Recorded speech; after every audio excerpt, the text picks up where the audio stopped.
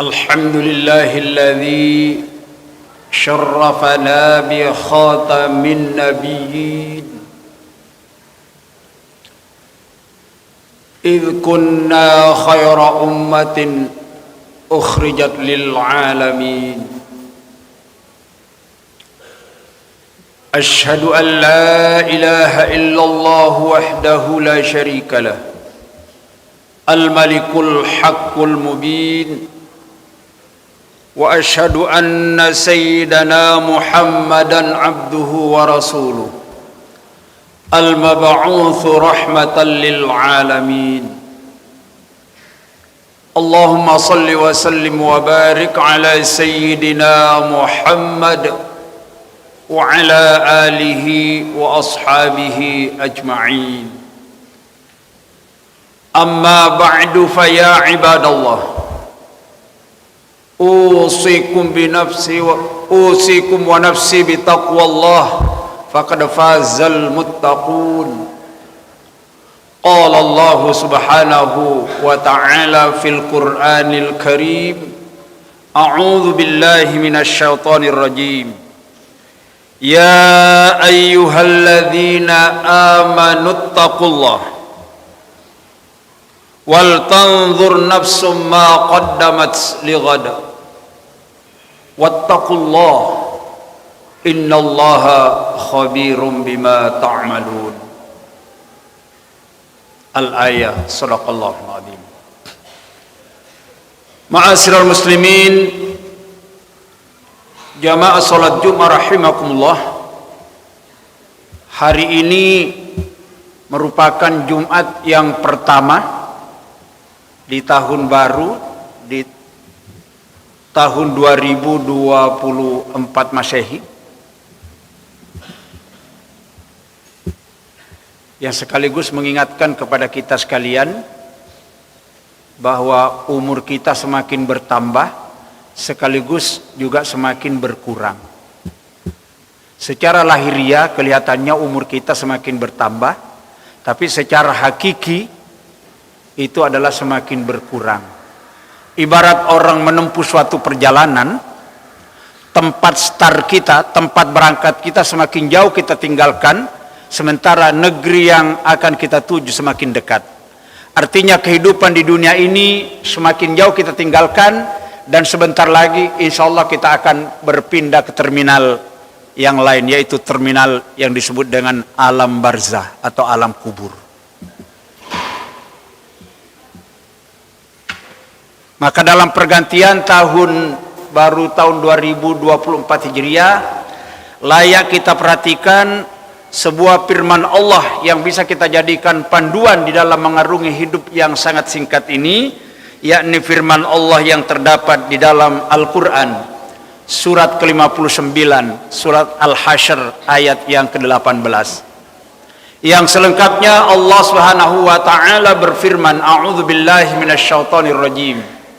Ya ayyuhalladzina amanu, yang artinya wahai seluruh orang-orang yang beriman, dimanapun ia berada, siapapun orangnya, apapun status sosialnya, asalkan dia beriman, dipanggil oleh Allah Subhanahu wa taala. Apa isi panggilan Allah dalam ayat ini? Ittaqullah, bertakwalah kalian kepada Allah. Atau dalam bahasa lain, senantiasa tingkatkanlah kualitas takwamu kepada Allah Subhanahu wa taala. Panggilan berikutnya, wal tanzur nafsum ma qaddamat lighad. Hendaklah masing-masing orang beriman di antara kita ini mau memperhatikan dengan seksama tentang kepentingan hidupnya di masa yang akan datang. Yang dimaksud kehidupan di masa akan datang itu kehidupan alam kubur dan alam akhirat. Wattaqullah, diulang dalam ayat yang satu, diulang kalimat takwa 2 kali. Wattaqullah, sekali lagi bertakwalah kalian kepada Allah. Innallaha khabirum bima ta'malun. Sesungguhnya Allah sangat mengetahui dengan teliti terhadap semua perbuatan dan perkataan yang engkau lakukan selama hidup di dunia ini. Quran surat ke-59 ayat 18. Ma'asyiral muslimin jamaah salat Jumat rahimakumullah. Dari firman Allah yang kita baca ini terdapat beberapa pelajaran yang bisa kita jadikan panduan, bisa kita jadikan pedoman hidup, terutama di saat-saat di penghujung umur kita yang tinggal sedikit ini. Ya. Ayat ini diawali oleh Allah dengan kalimat panggilan, ya ayyuhalladzina amanu, wahai seluruh orang-orang beriman. Yang manggil Allah, yang dipanggil hanya orang-orang beriman. Siapa orang-orang beriman itu? Insya Allah kita semuanya termasuk di dalamnya. Dipanggil, wahai seluruh orang-orang beriman, tanpa kecuali.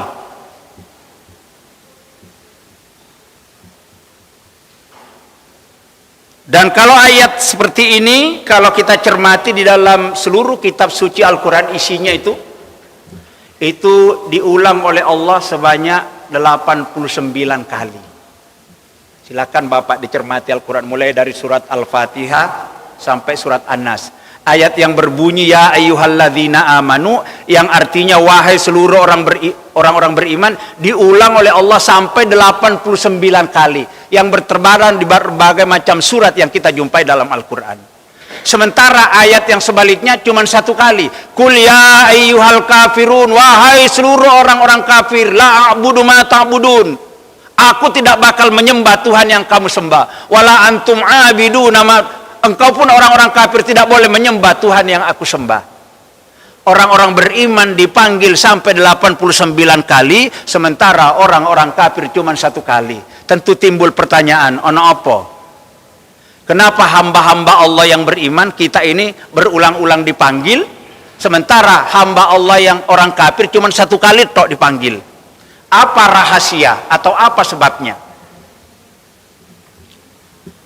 Jamaah yang dirahmati Allah, ada 3 alasan kenapa orang-orang beriman, kenapa kita ini kok dipanggil berulang-ulang oleh Allah Subhanahu wa taala. Ada 3 alasannya. Alasan yang pertama, orang-orang beriman itu kadang-kadang lupa, kadang-kadang keliru. Kita ini Pak, kita ini orang beriman ini kadang-kadang lupa, kadang-kadang keliru. Masa ada orang di antara kita nggak pernah lupa, nggak pernah keliru? Ya nggak ada tak. Lalu apa bedanya dengan orang kafir? Kalau orang-orang beriman itu kadang-kadang lupa, kadang-kadang keliru, sementara orang kafir itu lupa dan kelirunya terus menerus selama hidupnya. Maka kalau dipanggil berulang-ulang nggak ada gunanya, nggak digubris, nggak diindahkan, nggak diperhatikan. Orang-orang beriman yang sifatnya kadang-kadang lupa, kadang-kadang keliru, dipanggil oleh Allah berulang-ulang dalam beberapa ayat yang kita jumpai di dalam Al-Quran, itu karena orang-orang beriman itu saking disayangnya oleh Allah itu jangan sampai sering lupa, sering keliru. Sifat manusia pada umumnya termasuk orang yang kadang-kadang lupa, kadang-kadang keliru. Tapi ya kalau bisa orang-orang beriman ini jangan sampai kelirunya, jangan sampai lupanya seperti orang kafir terus menerus. Maka ini alasan pertama, dipanggil supaya jangan terus menerus berbuat salah dan keliru. Alasan yang kedua, orang-orang beriman berulang-ulang dipanggil oleh Allah, yang merupakan sekaligus peringatan, karena orang-orang beriman itu jamaah sekalian mudah diatur. Orang beriman itu Pak gampang diatur. Contohnya ini siang ini jam 12 siang ini mestinya kita ini waktu istirahat tidur di rumah mestinya paling enak. Tapi ada panggilan Allah yang berbunyi, ya ayyuhalladzina amanu idza nudiya lis-salati min yaumil jum'ati fas'au ila dzikrillah wa dzarul bai' dzalikum khairul lakum in kuntum ta'lamun. Wahai seluruh orang-orang beriman dimanapun dia berada, apabila hari Jumat suara azan telah berkumandang di masjid, merupakan pertanda panggilan Allah untuk menunaikan sholat Jumat. Fas'au ila dzikrillah, penuhilah panggilan Allah. Maka orang beriman itu enggak ada kalau mendengarkan azan hari Jumat itu, apapun pekerjaannya, sedang berdagang, laris dagang, ditinggal, ngantuk, bangun dia ya. Kenapa? Orang beriman gampang diatur jamaah sekalian. Gampang diatur. Maka nggak ada tandingannya orang beriman, gampang diatur. Mudah nunutnya. Beda kalau orang tidak beriman itu susahnya setengah mati. Banyak alasan. Kalau disuruh taat kepada Allah, orang beriman itu banyak alasan. Ya. Tuturi handayani, nek dituturi malah balik ngandani. Itu orang-orang tidak beriman. Tapi kalau orang beriman, monggo Bapak, ini hari Jumat, saatnya kita membawa impak untuk masukkan ke masjid.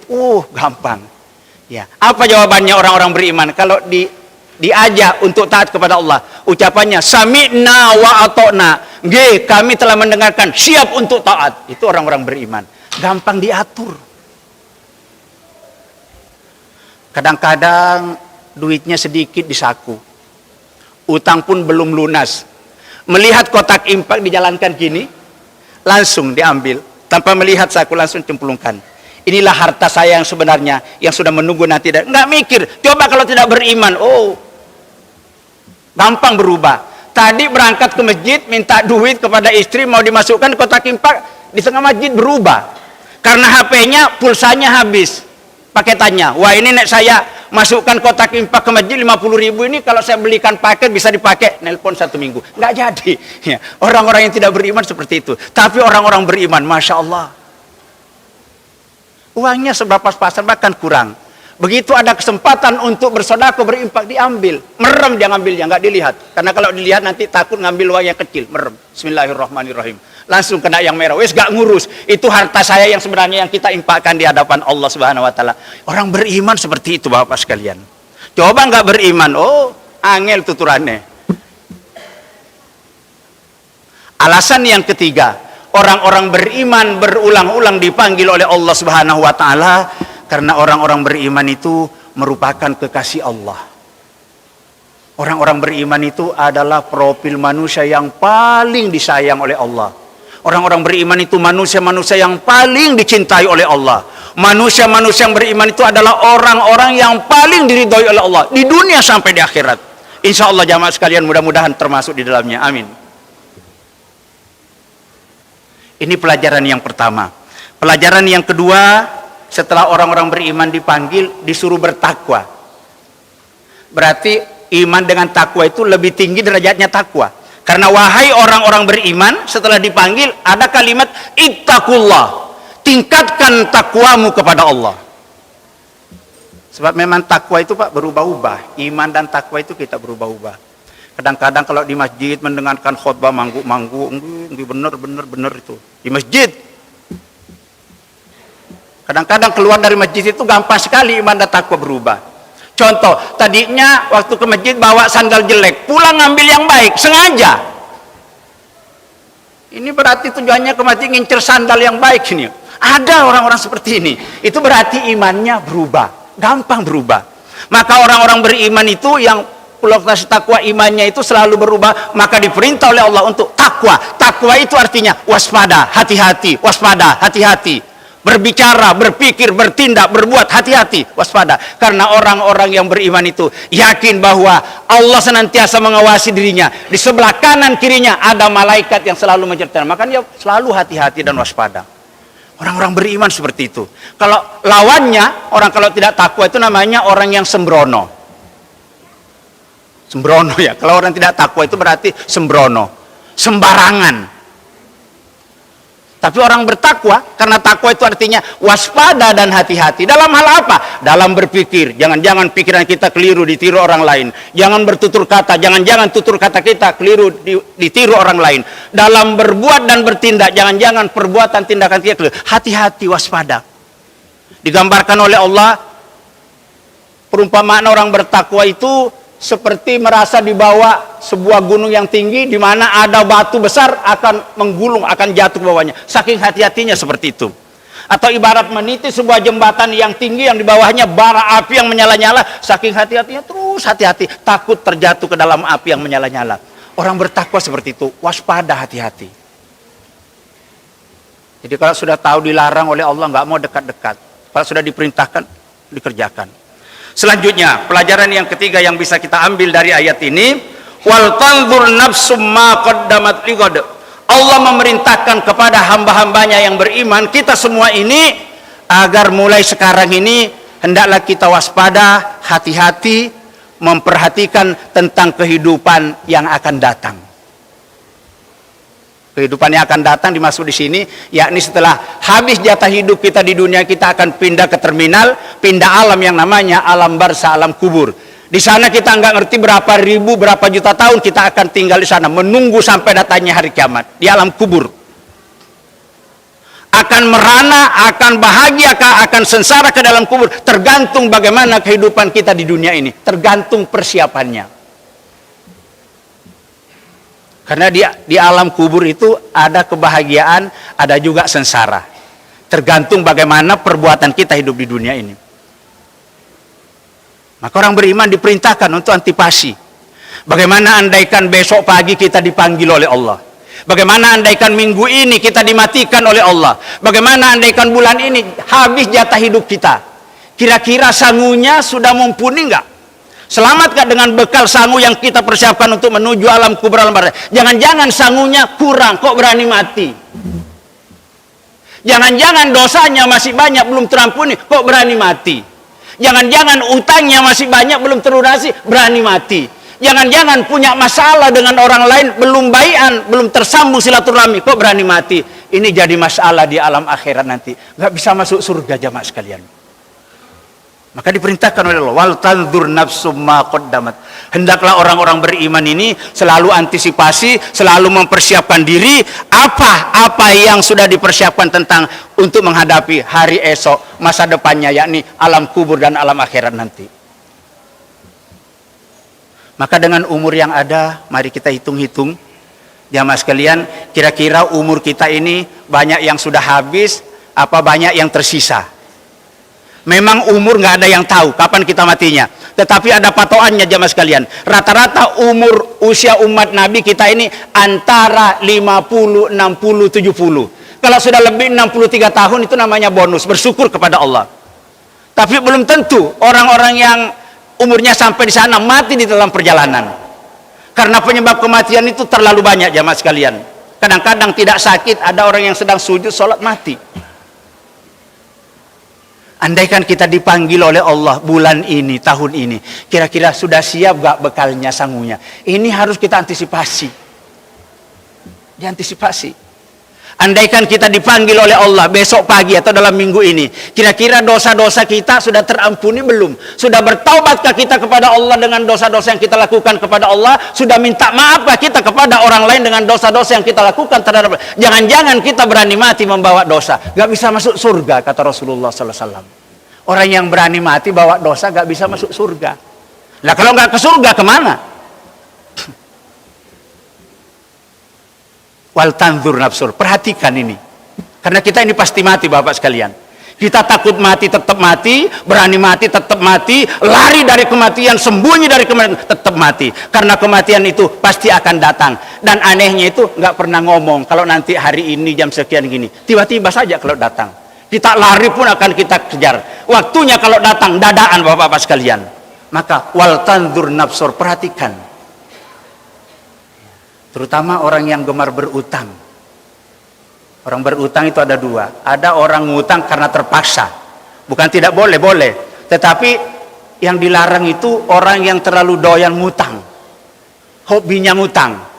Sepeda motornya masih bagus, dijual, kredit lagi. Mobilnya bagus, ketinggalan, dijual, kredit lagi. Ya. Sofanya masih bagus, dirombeng, kredit lagi. Apa-apa dikredit. Rumahnya masih bagus, dirobohkan lagi, kredit lagi ya. Hati-hati, kalau kita punya utang kepada siapapun, mati tidak ada yang tanggung jawab, gak bisa masuk surga jamaah sekalian. Jangan-jangan besok pagi kita dipanggil oleh Allah, jangan-jangan minggu ini datang malaikat sang pencabut nyawa, malaikat Israel mencabut nyawa kita dalam keadaan kita punya utang. Gak selamat kita di alam barzah nanti. Wal tanzur nafsum ma qaddamat ligat. Yang terakhir yang harus kita antisipasi, andaikan di antara kita sesama manusia, yang namanya manusia itu Pak, tidak selamanya kita baik dengan orang lain. Kadang-kadang kita berupaya untuk baik dengan orang lain, tapi orang lain ngajak kita jelek. Sehingga kita kadang-kadang terjadilah putus persaudaraan. Bertemu nggak mau jumpa, kalau ketemu dengan satu-satunya nyalip, oh ini pindah ke gang yang lain. Saking mangkelnya nggak mau ketemu. Ya. Apalagi pernah merugikan orang lain, pernah ngutang nggak mau bayar misalnya, atau pernah mengambil barang-barang orang, merugikan orang lain, itu kalau tidak diselesaikan sampai putus silaturahmi, putus hubungan kita, sampai tidak bertegur sapa lebih dari 3 hari, maka kata Rasulullah tidak bisa masuk surga. Mari dalam pergantian tahun ini antisipasi Bapak sekalian, karena kita pasti kita akan mati. Takut mati dalam keadaan belum siap sakunya, takut mati dalam keadaan kita dosanya belum terampuni, takut mati dalam kita punya masalah dengan orang lain belum baian, dipanggil oleh Allah, takut mati dalam keadaan utang kita belum terlunasi. Maka melalui pergantian tahun ini, mari kita berupaya sesuai dengan tuntunan Rasulullah SAW yang disabdakan dalam hadisnya. Kata Rasul, man kana yaumuhu khairam min amsihi fahuwa rabihun.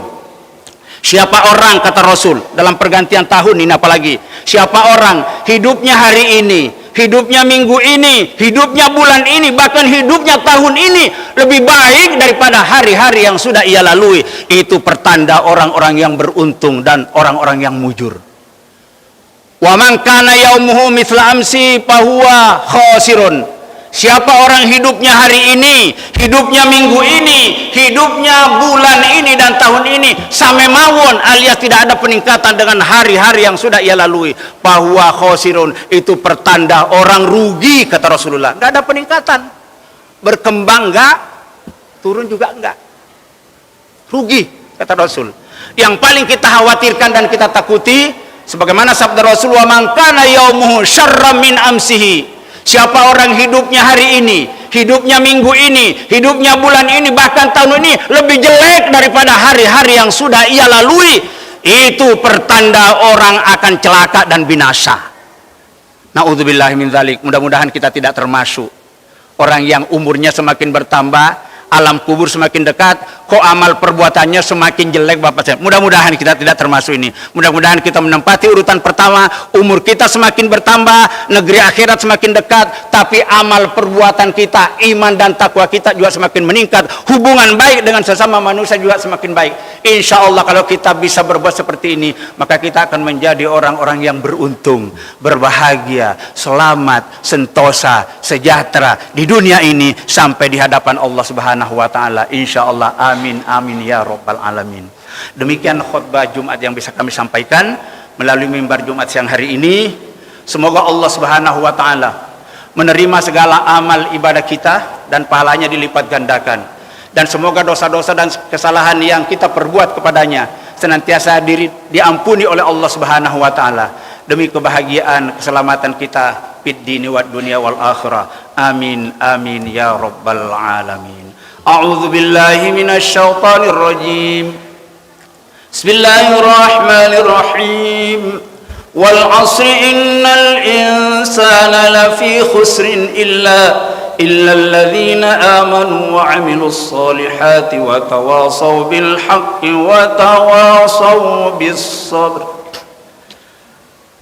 Barakallahu li wa lakum fil Qur'anil karim wa nafa'ani wa iyyakum bima fihi minal ayati wadh dzikril hakim. Wa taqabbal minni wa minkum tilawatahu innahu huwal ghafurur rahim.